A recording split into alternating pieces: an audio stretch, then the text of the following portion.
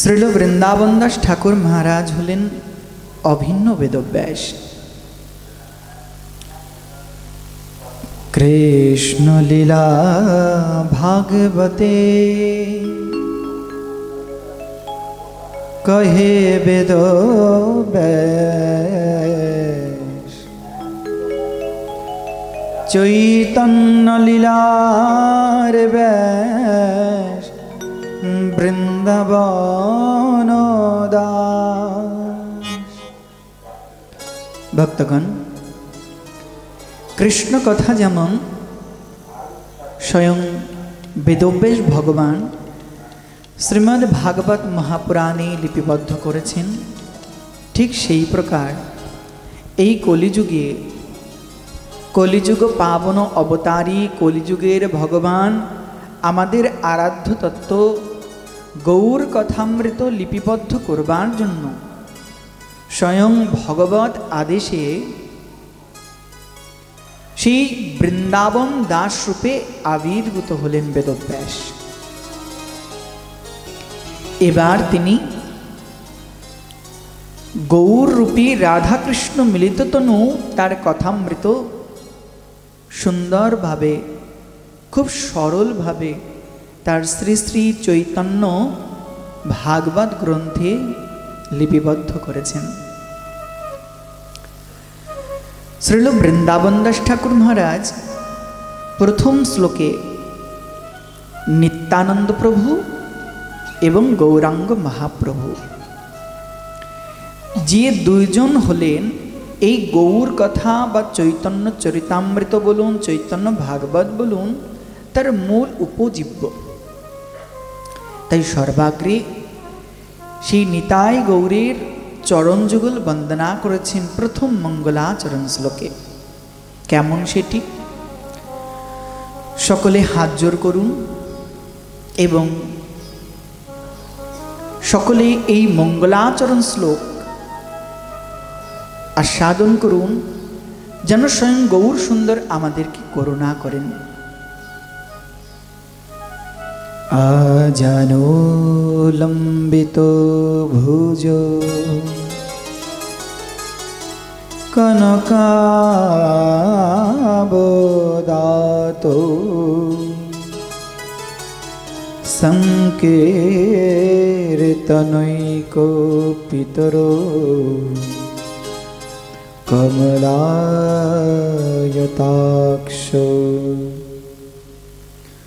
বিশ্বম্ভরো দ্বিজবরো যুগধর্ম পালো বন্দে জগৎ প্রিয়করো করুণাবতারো। সুধী ভক্তগণ, এটি মঙ্গলাচরণের প্রথম শ্লোক। কি বললেন? এখানে গৌর সুন্দরের 8টি বিশেষ রূপকে প্রকাশ করেছেন। কি কি? প্রথমেই বললেন আজানুলম্বিত ভুজৌ। ভুজা মানে কি? ভুজা মানে হাত। আচ্ছা, আমার গৌর নিত্যানন্দের হস্ত কেমন? আজানুলম্বিত ভুজৌ, অর্থাৎ মহাপ্রভুর হস্তকমল জানুদেশ অতিক্রম করে প্রসারিত। শাস্ত্র বললেন দৈর্ঘ্য বিস্তারে যে আপনার হাত, চারি হস্ত হয় মহাপুরুষ বিখ্যাত। দৈর্ঘ্য বিস্তারে যে নিজের হাতে 4 হাত হন, তিনি মহাপুরুষ। আচ্ছা, আপনারা কখনো মেপে দেখেছেন আপনাদের হাতে আপনারা ক হাত? কে কে মেপেছেন? হাত তুলেন দেখি। কেউ মাপেননি? আজকে বাড়ি থেকে অবশ্যই মেপে দেখবেন, দেখবেন যার যার হাতে সে 3.5 হাত। হাজার টানাটানি করেন না কেন, 4 হাত হতে পারবেন না।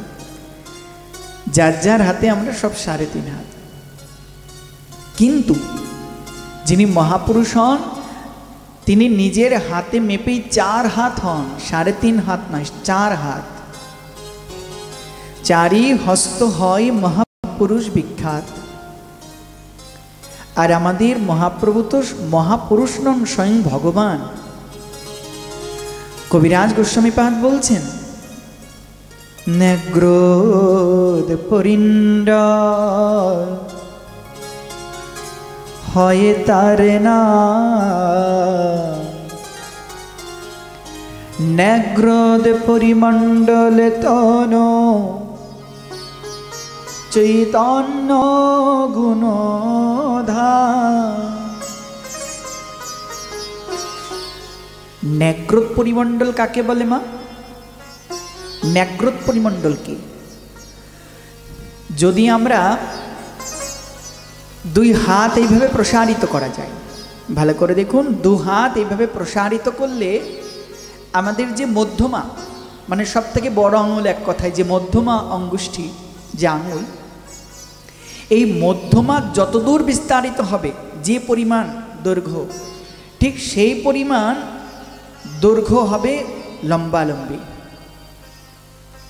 একে বলে নেগ্রোদ পরিমণ্ডল। শ্রীমান মহাপ্রভু এই প্রকার নিজের হাত বিস্তার করলে যে পরিমাণ হতেন, লম্বাতে সেই পরিমাণ। তাই বললেন নেগ্রোদ পরিমণ্ডল তনু চৈতন্য গুণধাম। তাই প্রথমেই বললেন আজানো লম্বিত ভুজ। আচ্ছা, আমার গৌর সুন্দর দেখতে কেমন? কনকাবদাত।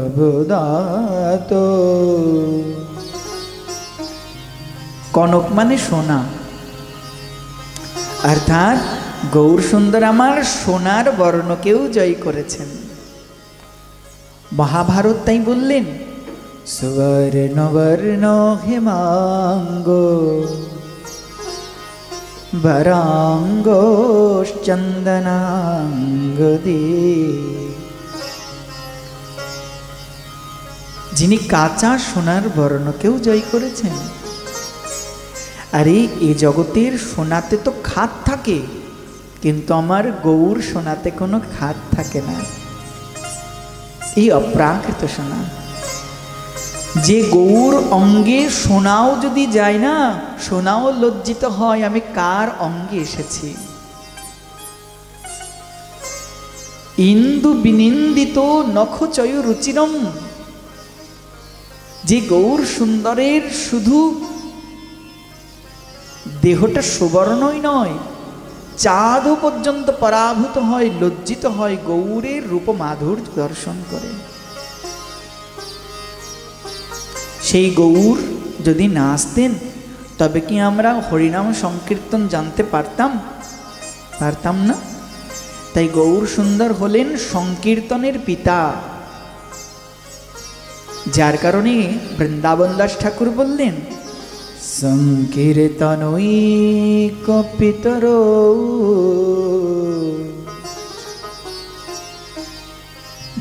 যারা হলেন সংকীর্তন পিতা, সংকীর্তন প্রবর্ত শ্রীকৃষ্ণ চৈতন্য। সংকীর্তন প্রবর্ত শ্রীকৃষ্ণ চৈতন্য।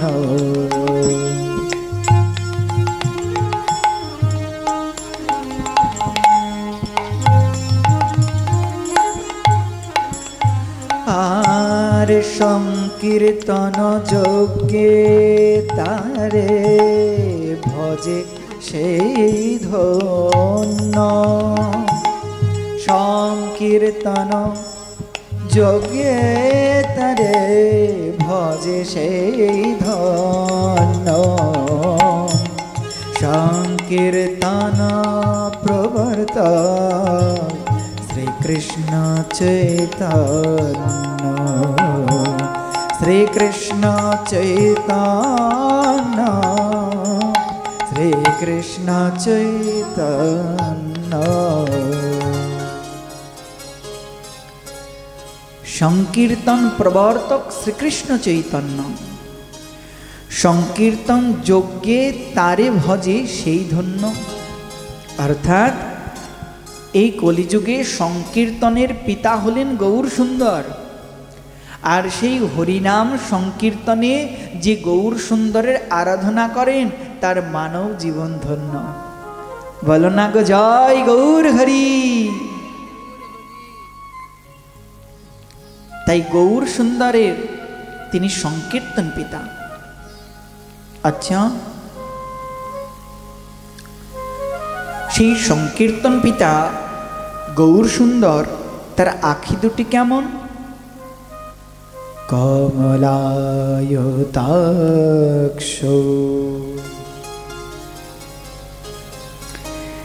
পদ্ম পলাশের ন্যায় টানা টানা গৌরের আখি। মহাপ্রভুর দুই নয়ন পদ্ম পলাশের মতো টানা টানা। দেখুন ভক্তগণ, এ জগতের কোনো বস্তুর সঙ্গে গৌর সুন্দরের তুলনা হয় না, কিন্তু আমরা এই জগতে বাস করি আর এই জগতের বস্তুকেই চিনি। আমরা তো অপ্রাকৃত জগতের বস্তু চিনি না, তো বুঝবো কি করে? যার কারণে আচার্যগণ এই জগতের কোনো কোনো বস্তুর সঙ্গে কিছু উপমা সদৃশ করিয়ে ইঙ্গিত দিচ্ছেন মাত্র। বস্তুত এ জগতের কোনো প্রাকৃত বস্তুর সঙ্গে অপ্রাকৃত গৌর হরির তুলনা হয় না। এ জগতের যে কমল পদ্ম, তার পাপড়ি তো ছিদ্র হয়ে যায়, তার অনেক সময় সুগন্ধও চলে যায়, ঝরে পড়ে, কিন্তু গৌরাঙ্গ সুন্দরের অক্ষি পদ্ম কিন্তু এমন নয়। কিন্তু বোঝাবার স্বার্থে আচার্যদেব বললেন, যেন পদ্মের টানা টানা পাপড়ির মতো আমার গৌর সুন্দরের দুই নয়ন রাশি। একবার দেখো, গৌর সুন্দরকে দর্শন করো না, তবেই দেখতে পাবে গৌর সুন্দর কত সুন্দর দেখতে। সত্যি অর্থেই এই দুই চোখ দিয়ে গৌর দর্শন হয় না। গৌর দর্শন করতে গেলে এই যে এখানে একটা চোখ আছে, যার নাম হৃদয় নেত্র। হৃদ নেত্র দ্বারা গৌর গোবিন্দকে দর্শন করতে হয়, তবেই দর্শন মেলে। এই নয়নে দর্শন করতে করতে করতে যেদিন হৃদয় নেত্র বিকশিত হয় গুরু গোবিন্দের করুণায়, সেদিন হৃদয় নেত্রে দর্শন মেলে। আচ্ছা, তাহলে যার এই নেত্র নেই তার কি দর্শন মেলে না? সুরদাসজি, তিনি তো জন্মান্ধ ছিলেন, মেলে গো। এই নেত্রের কোনো আবশ্যকতা নেই, থাকুক কিংবা নাই বা থাকুক। যদি কারোর হৃদয় নেত্র বিকশিত হয়, তো হৃদয় মাঝে গৌর নিতাইকে দর্শন করতে পারে। আর সেই হৃদনেত্র বিকশিত করবার জন্যই এত হরি নাম, হরি কথা, এত প্রচেষ্টা। এটাই ভজন। মা, ভজন মানে এটাই নয় যে সমুদ্রের তলায় বসে তপস্যা করলাম। ভজন মানে এটাই নয় যে বরফের মধ্যে বসে তপস্যা করলাম এক পায়ে দাঁড়িয়ে। ভজন এটাই যে অসাধু মনটাকে সাধু বানানো, এই দুষ্ট মনটাকে সাধু বানানো। তার জন্য এই দেহটাকে আগে গুরু বৈষ্ণবের সেবায়, নিতাই গৌরের সেবায় নিয়োজিত করতে হয়। সেবা করতে করতে করতে হৃদয় পরিমার্জিত হন, তখন দিব্য অনুভব জাগে। শ্রীমদ্ ভাগবতে দেখুন, দেবর্ষিপাদ নারদ 4 মাস মাত্র সাধু সেবা করেছিলেন, যার ফলে হৃদয় পরিমার্জিত হয়ে গোবিন্দকে লাভ করলেন। পরবর্তী জন্মে স্বয়ং দেবর্ষি নারদ হয়ে ভগবানের পার্ষদে পরিণত হলেন। সেবার কোনো বিকল্প নেই। যত সেবা করবেন তত হৃদয় দর্পণ পরিমার্জিত হবেন। চেত দর্পণ মার্জনম। এই হরিকথা কেন ভক্তগণ? হরিকথার অর্থ এই নয় যে শুধু শ্রোতাদের জীবন পরিবর্তন করা। হরিকথার তাৎপর্য বক্তার হৃদয়কে পরিমার্জিত করা। হরিকথার মাধ্যমে বক্তা তার নিজে ভজন করছেন, হরিকথা শ্রবণের মাধ্যমে শ্রোতা ভজন করছেন। এই উভয়ের সাধনযোগ্য, ভজনযোগ্য। ভগবৎ চরণের পূর্ণ শরণাগতি তো তখন হয় যখন সদ্গুরুর চরণে, বৈষ্ণবগণের চরণে দেহটাকে সমর্পণ করা যায়। তাই এই জগতের কোনো বস্তুর সঙ্গে আমার গৌর সুন্দরের তুলনা মেলে না। সেই গৌর কমলায়তাক্ষৌ, সুন্দর পদ্ম পলাশের মতো গৌর নিত্যানন্দের টানাটানা আঁখি। আচ্ছা, নাম কি তার? বিশ্বম্ভর দ্বিজবর। বিশ্বম্ভর দ্বিবচনান্ত শব্দ। বিশ্বম্ভর দ্বারা কাকে কাকে বোঝালেন? টিকাতে আচার্যগণ বলছেন, বিশ্বম্ভর শব্দের দ্বারা বিশ্বম্বর স্বয়ং মহাপ্রভুর এক নাম এবং তার অগ্রজ ভ্রাতা বড় ভাই বিশ্বরূপ উভয়কে বুঝিয়েছেন।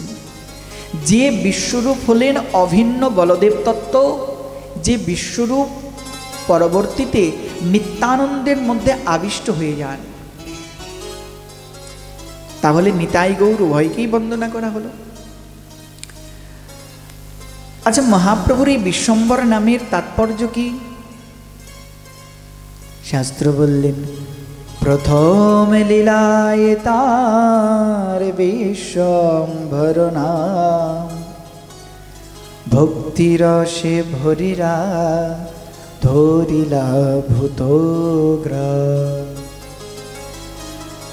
প্রথম লীলাতে মহাপ্রভু বিশ্বম্বর নাম ধরে ভক্তিরসে জগৎকে প্লাবিত করেছিলেন। অথর্ববেদ বললেন, দেখুন মহাপ্রভু এমন নয় যে মহাপ্রভুর এই নাম যে মহাপ্রভু আবির্ভূত হবার পরে দেওয়া হয়েছে। মহাপ্রভু কলিযুগে গৌর লীলা করবার আগেই অথর্ববেদ গৌর নাম অথর্ববেদে লিপিবদ্ধ করছেন। কি বললেন? বিশ্বম্ভর বিশ্বেন মা ভরসা পাহি স্বাহা। বিশ্বম্ভর মহাপ্রভুর নাম লিপিবদ্ধ হয়ে গেছে। মহাপ্রভু বলছেন স্বয়ং নিজ মুখে, প্রভু বলে আমি বিশ্বম্ভর নাম ধরে, নাম সার্থক হয় যদি প্রেমে জগৎ ভরে, যদি প্রেমে জগৎ ভরে। গৌরহরি বলছেন, আমার বিশ্বম্বর নাম তখন সার্থক যখন আমি রাধা প্রেমে জগৎকে ভাসাতে পারবো, যখন রাধা প্রেম দান করতে পারবো, তখন আমার বিশ্বম্ভর নাম সার্থক। বলে বিশ্বম্ভর গৌর হরি কি। আচ্ছা, সেই গৌর হরি দ্বিজবরৌ, দ্বিজ মানে ব্রাহ্মণ, দাভ্যাং জায়তি ইতি দ্বিজ। ব্রাহ্মণের দুবার জন্ম হয়, একবার তো ব্রাহ্মণ কুলে জন্ম, দ্বিতীয়ত সাবিত্রী মন্ত্র গ্রহণে জন্ম। তাই ব্রাহ্মণের এক নাম দ্বিজ। মহাপ্রভু শুধু দ্বিজ মানে ব্রাহ্মণই ছিলেন না, একদম সার্থক সংস্কার পরায়ণ নিষ্ঠাপরায়ণ ব্রাহ্মণ ছিলেন। তাই দ্বিজবরৌ। তারপর কি বললেন? যোগো ধর্ম পালো। যুগ ধর্ম পালন করতে এসেছেন। আচ্ছা, আমাদের কলিযুগের যুগ ধর্ম কিন ভক্তগণ? বলুন জোরে। হরিনাম সংকীর্তন। ঠিক বলেছেন। কিন্তু ভক্তগণ, আপনারা কি জানেন, কর্মকাণ্ডীয় শাস্ত্রে লিপিবদ্ধ আছে কলিযুগের যুগ ধর্ম কিন্তু হরিনাম নয়। কর্মকাণ্ডীয় শাস্ত্রে কি লেখা আছে? কলিযুগের যুগ ধর্ম নির্ধারণ কর্মকাণ্ডীয় শাস্ত্র করছেন দান। কিন্তু গৌর সুন্দর এসে আমাদেরকে জানালেন কলিযুগে দান যুগ ধর্ম নয়, হরিনাম সংকীর্তনই পরম যুগ ধর্ম। মহাপ্রভু তার প্রমাণ দিয়েছেন কত। শাস্ত্র বলছেন, কৃতে যদ্ধয়ত বিষ্ণুম ত্রেতায়াং যজত মখৈ দ্বাপরে পরিচর্যায়া কালো তদ হরি কীর্তনা। কৃত মানে সত্য।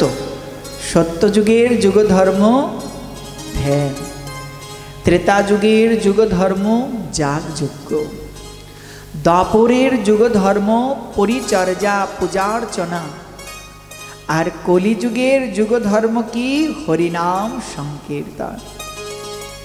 শাস্ত্র আলো বলছেন, কি বললেন? ভাগবত বললেন, কলের দোষ নিধেরাজ নস্তি एको महान गुण कीर्तनादेव कृष्णस्य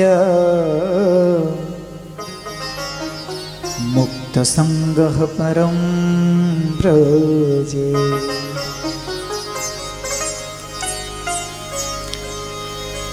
परीक्षित महाराज के परमहंस कुल चूड़ामणि श्री शुकदेव गोस्वामी पाद बोलें, हे परीक्षित, कलिजुगेर अनेक दोष पहाड़ समान दोष, किन्तु नस्ति एक महान गुण, एक महान गुण आछे। बोले कि गुण? केउ यदि हरिनाम संकीर्तन करे, दुबाहु तुले हरे कृष्ण कृष्ण कृष्ण हरे हरे, हरे राम राम राम हरे हरे। केउ यदि एक बार हरिनाम संकीर्तन करे तो तार समस्त पापेर पहाड़ विध्वंस हो जाए।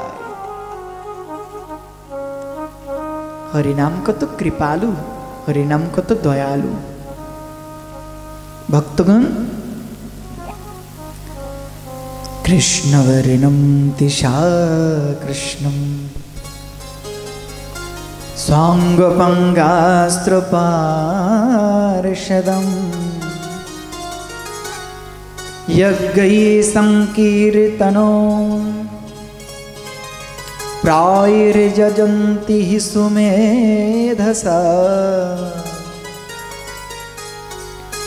एक कलिजुगे সেই সুমেধা বুদ্ধিমান ব্যক্তি বলে কে? যে 1 টাকাকে 1000 টাকা বানাতে পারে সে বুদ্ধিমান, যে অন্যকে ছলচতুরি করতে পারে সে বুদ্ধিমান, যে অন্যকে মিথ্যা বলে ঠকাতে পারে সে বুদ্ধিমান। আরে হতে পারে এ জগতের পরিভাষায় সেই বুদ্ধিমান, কিন্তু শাস্ত্রীয় ভাষায় তার থেকে বড় নির্বুদ্ধি এ জগতে আর কেউ নেই। তবে কে বুদ্ধিমান? সেই বুদ্ধিমান, সেই সুমেধা পায় কৃষ্ণচরণ। কোন সুমেধা? এই কলিযুগে যার মুখে কৃষ্ণ নাম, যার গায়ের বর্ণ অকৃষ্ণ বর্ণ, কৃষ্ণ মানে কালো, অকৃষ্ণ মানে গোরা ফর্সা, অর্থাৎ যার মুখে কৃষ্ণ নাম, যার গায়ের বর্ণ অকৃষ্ণ বর্ণ, সেই গৌরাঙ্গ মহাপ্রভুর যে ভজন করে সেই কলিযুগে ধন্য। ভক্তগণ একবার ভাবুন, আমরা কত সৌভাগ্যবান, সৌভাগ্যবতী আপনারা, যে আমরা গৌরীয় বৈষ্ণবগণের, জগৎগুরু শ্রীল প্রভুপাদের এহানো ঘরে, এহানো সম্প্রদায়ভুক্ত হয়ে হরিভজনের সুবর্ণ সুযোগ পেয়েছি। আমার কোনো ভজন নেই, আমার কোনো সাধন নেই সত্য, কিন্তু আমার ভরসা গুরুপাদ পদ্ম, আমার ভরসা জগৎগুরু শ্রীল প্রভুপাদ। একবার আত্মনিবেদন করে গুরুচরণে বলেই দাও না, গুরুদেব আমি তো কিছু জানি না গুরুদেব, ও গুরুদেব আমি তো হরি নাম করতে পারি না, বিষয়ে মত্ত, কিন্তু কেঁদে কেঁদে একবার জানিয়ে দাও গুরুদেব আমি তো শুধু তোমার গৌর, ও নিতাই গৌর আমি শুধু তোমার। এই প্রকার আত্মসমর্পণ করে দাও। তুমি যত বড় পাপী হও না কেন, গুরু কৃপায় মহাপ্রভু তোমায় তার নিজ চরণে আশ্রয় দেবেন। এই সদ্গুরু পদাশ্রয়ের মস্ত বড় এক প্রাপ্তি। আমাদের শ্রীল প্রভুপাদ এই জগতে ভক্তি সিদ্ধান্ত পরিবর্তে অপসিদ্ধান্ত এসে গেছিল এক সময়। স্বয়ং মহাপ্রভুই পাঠিয়েছেন। ভক্তগণ আমাদের জগৎগুরু প্রভুপাদ তিনি কিন্তু আজানুলম্বিত বুঝো। দেখবেন প্রভুপাদের হাত তার অনেক লম্বা, এবং যে মহাপুরুষের যে বৈশিষ্ট্য আজানুলম্বিত বুঝা হবে প্রভুপাদের মধ্যে বিদ্যমান, শুধু একটি নয় আরো বহু মহাপুরুষের লক্ষণ বিদ্যমান। ধন্য তো আমরা জগৎগুরু শ্রীল প্রভুপাদের আশ্রয়ভূত কোনো পরিবারে আমরা ভজনের সুবর্ণ সুযোগ পেয়েছি। বলো না গো জয় গৌর হরি। তাই এই কলিযুগে চৈতন্য মহাপ্রভুর দয়া একবার হৃদয়ে বিচার করুন, বলে তার থেকে দয়াল আর কেউ নেই। চৈতন্য চন্দ্রের দয়া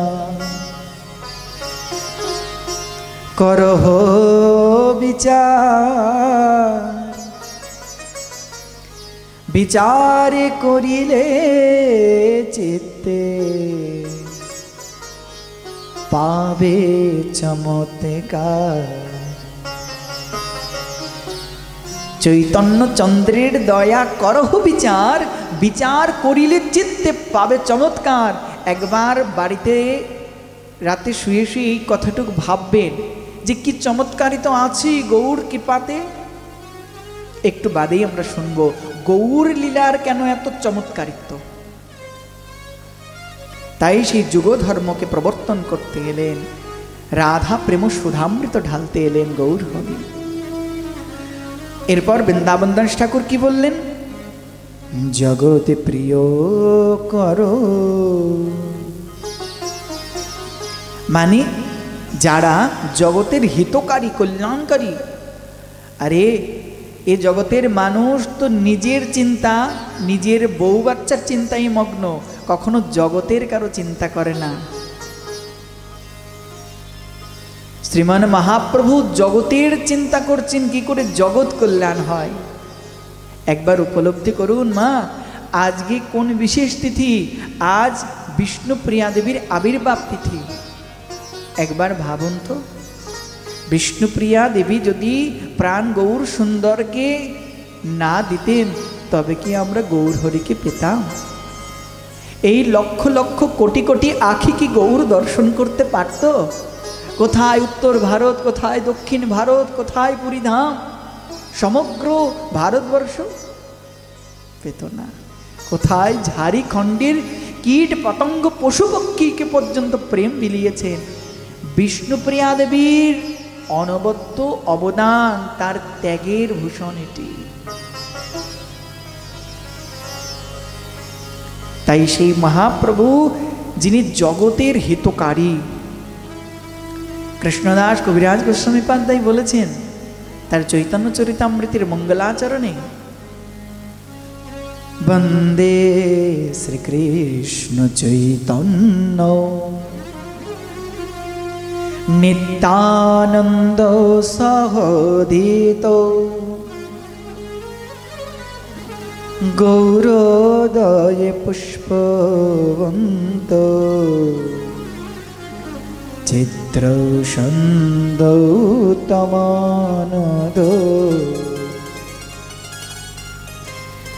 সেই দুই জগতের হইয়া সদয় গৌরদেশে পূর্ব শৈলে করিয়া উদয়। সেই দুই ভাই জগৎ কৃপার জন্য, জগৎ কল্যাণের জন্য শচী সিন্ধু ইন্দু মাঝে গৌর সুন্দর এলেন, এক চক্রাধামে নিতাই চাঁদ এলেন আমাদের সৌভাগ্য সূর্যকে উদিত করবার জন্য। কেমন সেই গৌর নিত্যানন্দ? করুণাবতার, তিনি করুণার অবতার। আরে প্রেমে মত্ত নিত্যানন্দ কৃপায় অবতার। আরে প্রেমে মত্ত নিত্যানন্দ কৃপায় অবতার। উত্তম অধম কিছু না করে বিচার। প্রেমে মত্ত নিত্যানন্দ নিতাই চাঁদ উঁচু নিচু ভেদাভেদ বিচার করলেন না, যারে দেখে তারেই প্রেম দেয়, তারেই প্রেম দেয়, এমন নিতাই। গৌর সুন্দরের বন্দনা করি শ্রীল রূপ গোস্বামী পাদ তার বিদগ্ধ মাধব নাটকে বলেছেন, অনর্পিত চরিঞ্চিরা করুণায় অবতীর্ণ কলো। করুণায়া অবতীর্ণ কলো, করুণা করবার জন্য গৌর সুন্দর আবির্ভূত হয়েছেন। সেই বন্দে জগতে প্রিয় করো করুণাবতারো, সেই নিতাই গৌরের চরণ যুগল আমরা বন্দনা করি। বলো নিতাই চাঁদ কি, গৌর হরি কি জয় हो।